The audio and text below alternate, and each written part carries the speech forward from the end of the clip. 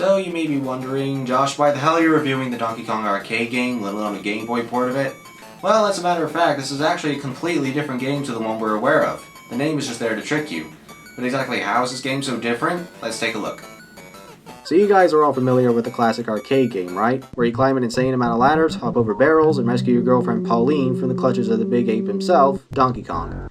But even if you aren't familiar with the game, then you should know that this was the debut of our favorite fat Italian plumber, Mario, or Jumpman or whatever you want to call him. With this game, Nintendo practically dominated the video game market from the early 80s to the late 90s. Then there were of course two sequels that came after that, known as Donkey Kong Jr., where you play as Donkey Kong's son and try to rescue him, and Donkey Kong 3, where you continuously put bug spray up his butt until he reaches the top into a beehive. Donkey Kong Jr. sold pretty well, but not quite as much as the original, and Donkey Kong 3 was a massive flop that I think even Nintendo wants to forget about. In 1994, we were given a new Donkey Kong game exclusive to the Game Boy, simply known as Donkey Kong, or Donkey Kong 94 as some people call it. Let's put this thing in and see what we got. Look at this sexy gray brick. Screw 3DSs and PlayStation Vitas. This is what you call a handheld system. If I could just get it in my pocket. Ah, there we go. So one of the things that should catch your attention is that for some reason there seems to be a save feature for an arcade game, and the first 4 stages are reconstructions of the classic arcade levels, so what exactly is different in this one? It's true that Donkey Kong 94 does throw in a few familiar levels at the beginning, but after you beat those 4 levels, that's where the real game begins. Donkey Kong once again takes Pauline away from you, and it's up to Mario to save her. Think of the gameplay as kind of a mix between the classic arcade game and a platform puzzler. The goal in each of the levels is to carry this abnormally big key and take it back to a locked door to go to the next area. However, in order to either get the key or take it back in the first place, you need to figure out a way to easily bypass obstacles and enemies, as well as solving a few minor puzzles, like pulling certain levers at the right time or knowing where to put constructible platforms. Mario himself was still able to run and jump just like he could in the arcades, but new to the Game Boy game is the ability to do handstands, which can make projectiles bounce off of him, as well as help him do a triple jump, and backflipping, which can assist in reaching higher areas that makes total mincemeat of the arcade levels at the beginning of the game. Excluding the arcade levels, there are a total of 9 worlds to conquer through, each with a different number of levels. You go through the big city, a forest, the ship, a jungle, a desert, an airplane, an iceberg, a rocky valley, and finally a long tower. It's really smooth sailing throughout the first few worlds, but getting the keys will get trickier and trickier as the game goes on. It's a really nice change to the arcade game, and the fact that you can take this on the go just further sweetens the deal. Like I mentioned before, the goal for each level is always the same, but usually around the midpoints of each world, you need to climb up to the top and rescue Pauline, with Donkey Kong always able to escape just in time. Then, at the end of each world, you need to take on the giant monkey himself. Actually, the boss fights with Donkey Kong are one of my only gripes with the game. It's always the same method of beating him, where all you need to do is just throw barrels at him 3 times and then he flees. The only thing that's different between the boss fights is the level design. Besides that, it's the exact same thing over and over again, which to me is really lazy. The only other flaw I have with this game is that it's really easy to get extra lives. Even on my first playthrough, not once did I come across the game over screen. Not only do some of the levels have a 1-up just lying out in the open, but if you collect all of Pauline's accessories in each of them, then you'll be taken to some sort of minigame to win even more lives. And by the time you finish each world, don't be surprised to find yourself having an extra 5 or 6 lives. So there's overall no fear of getting a game over, and if you somehow do, you'll only be booted back to your last save, which allows you to do that every time you either try and rescue Pauline or face against Donkey Kong. I'd also not recommend dedicating long sessions to a game like this, because it's one of those games that'll drain you a bit the more you spend time with it. Maybe that's why this is a handheld game, because by the time I finished recording it, I was absolutely exhausted from playing it, and it's not even the longest game in the world. Alright, here's the final stretch of the game. Every level in the tower just involves you climbing to the top and ending with Donkey Kong just barely getting away with Pauline. To add a little more challenge though, Donkey Kong Jr. is thrown into the mix where he operates levers and gives you a harder time to progress. Don't take this too badly though, the tower world is a bit of a breather compared to the other worlds, and it also has some pretty kick-ass music. Definitely something worthy of being called finale music. This also goes for the final fight of the game, which is almost exactly the same as the other Donkey Kong battles, but this one is a little bit of a twist. After supposedly defeating Donkey Kong, Mario and Pauline get together, but Pauline gets knocked off the platforms and mushrooms fly everywhere to make a bigger and meaner Donkey Kong. This fight can be kind of annoying to do, especially when trying to avoid obstacles at the same time, but I'd say it's bearable. I'm at least grateful that Nintendo tried to do something a little different with this battle, although maybe lay off the barrels a bit. With one final strike, Donkey Kong falls off the platform and Mario and Pauline are reunited at long last. As the credits roll, we see Mario and Donkey Kong reconciling with each other and everybody's happy. So that's Donkey Kong 94. A great game, but can suck away your life if you play it for too long. As fun as it is on a handheld though, the definitive experience for me is playing it on the Super Game Boy. This way you're given colors to make it easier to see what you're doing and also bring more life to the environments, making it more enjoyable as a result.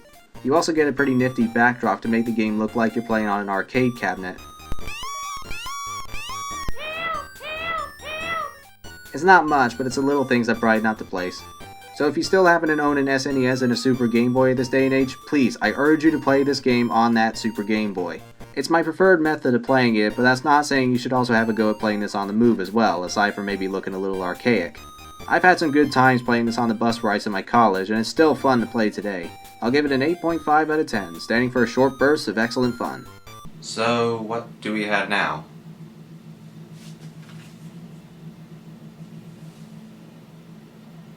Yeah, there's actually another game we need to look at called Mario vs. Donkey Kong for the Game Boy Advance.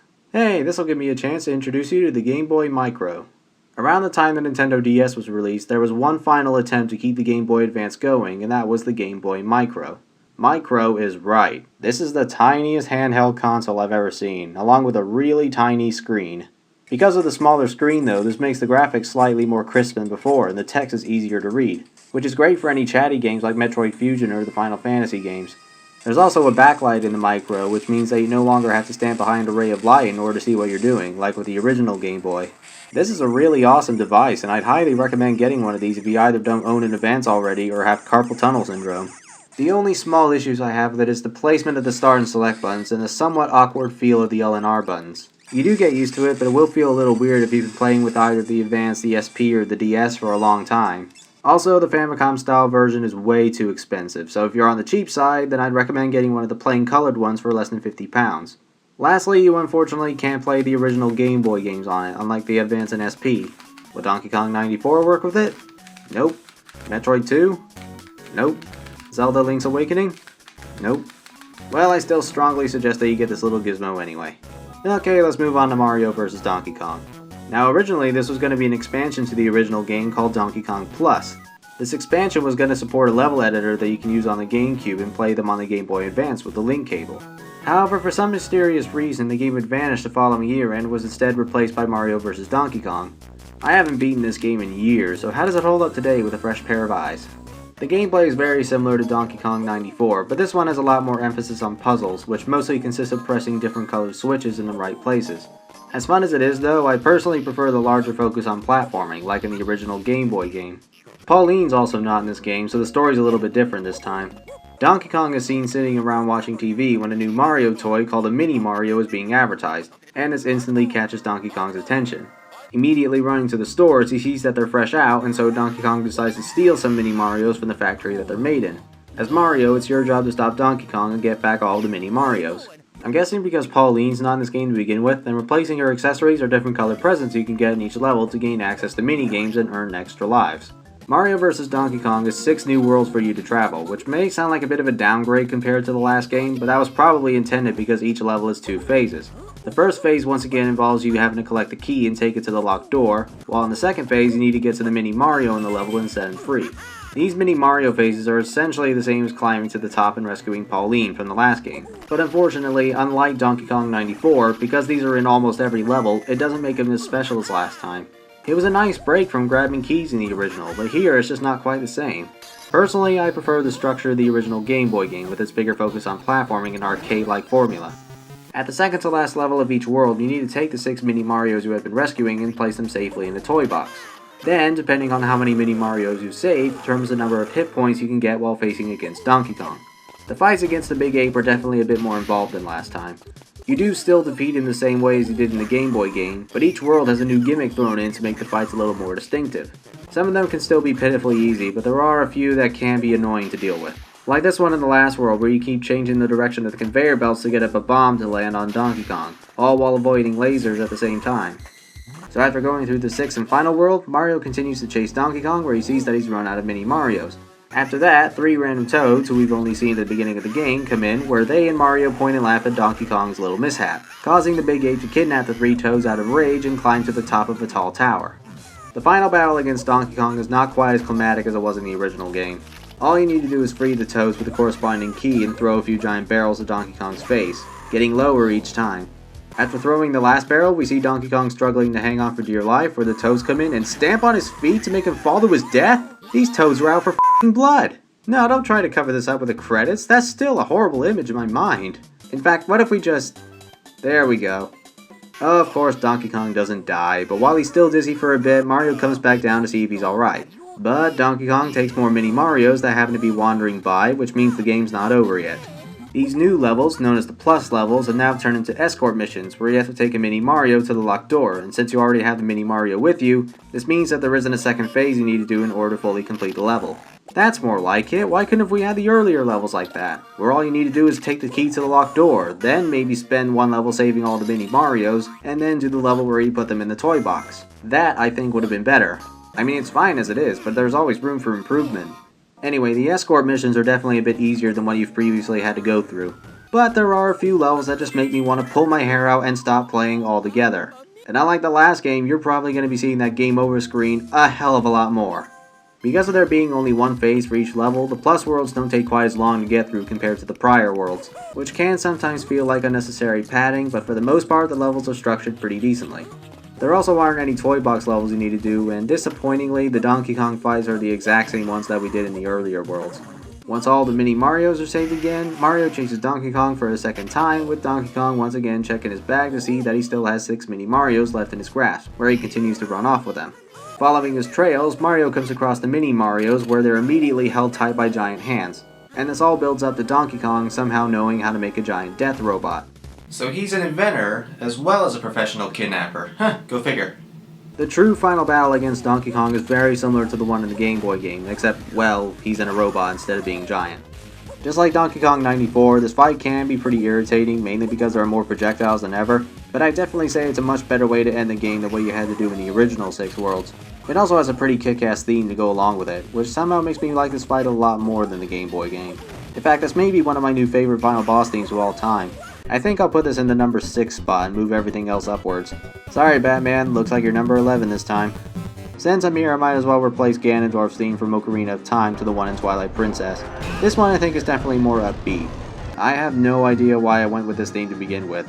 It's not even in my video game music playlist. After one last blow, Donkey Kong's machine explodes, booting him out and falling hard to the floor, ending Mario vs. Donkey Kong. Mario sees Donkey Kong weeping from his defeat, but comforts him by giving him his very own mini Mario.